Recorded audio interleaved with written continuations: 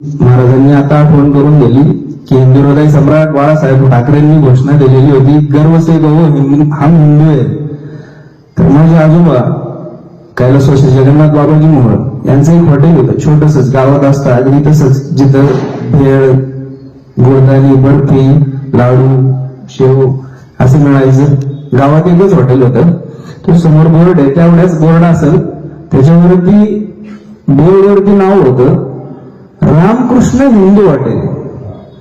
जन्म झाला ना त्या दिवसापासून तेच बघतो, जसं कळतंय तसं तेच बघायला मिळालं, रामकृष्ण हिंदू हॉटेल. आणि वरती टॅगलाईन होती, गर्व से कहो हम हिंदू है. मग त्यामुळे ना लय माज आहे मला हिंदू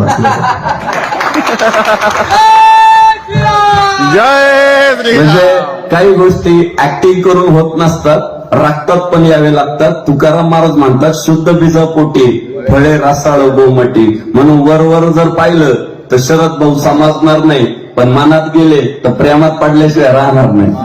अशा पद्धतीचं भाऊंचं काम आहे. खूप शुभेच्छा देऊ भाऊ, तुम्हाला खूप आयुष्य लाभो आणि अशीच धर्माची सेवा आपल्याकडून घडत राहो. जय श्रीराम.